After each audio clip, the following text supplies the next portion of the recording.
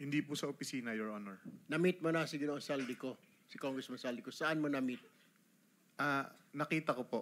Nakita ko po siya. Saan mo nakita? Nakita ko po.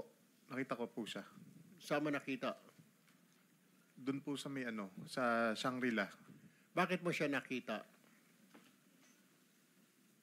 Magkakausap po siya ni boss. So kasama ka ni Engineer Alcantara nung kausap ni Congressman Saldico si Engineer Alcantara. Opo, pero naka-distance po ako. Hindi po yung kausap po. Hindi po kayo kausap. Opo. Usap lang po 'yun. Wala po kayong dineliver na pera or what? Nag-deliver din po kami ng pera pero hindi po directly kay sa kanya. Bali yun nga pong Sinong kanya po? Sinong kanya? hindi po namin directly nakita si Kong Saldi. Okay. Ang pinakausap po sa amin yung tao niya pong pangalan ni Paul. Paul. Okay. So a certain Paul na tao ni Kong Saldi. Opo, Your Honor. Ang inabutan niyo ng pera. Opo. Sa pagkakaalala, alam mo magkanong pera yung inabot mo doon sa tao ni Kong Saldi na si Paul? Maraming maleta po ng pera yon, Your Honor. Tingin ko po, billion po yon. Bilyon? Opo. Saan nyo sinakay yung bilyon? Sa mga van po. Kung di po ako nagkamali, mga 6 o 7 van po yung gamit namin nun.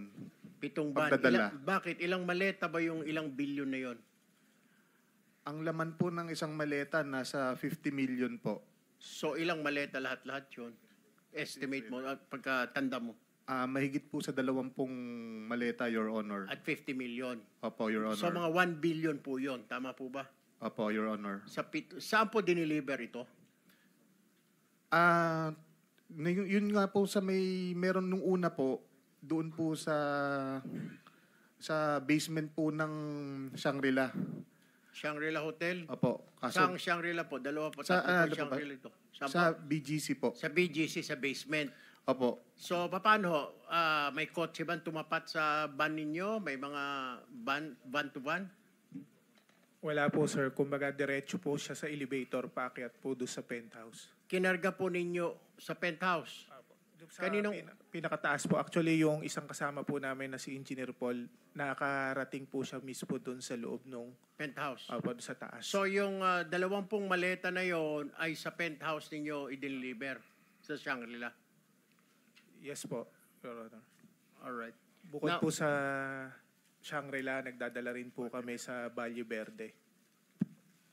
Valle Verde din po, bahay din po ito ni Congressman Saldico. Kagaya nga po nung sinasabi ni Boss Henry kanina, nung unang po, hindi po ako nagkakamali, unang 2 taon sa Shangri-La po. Nung mga sumunod na taon, puro sa Valle Verde, 6 na po.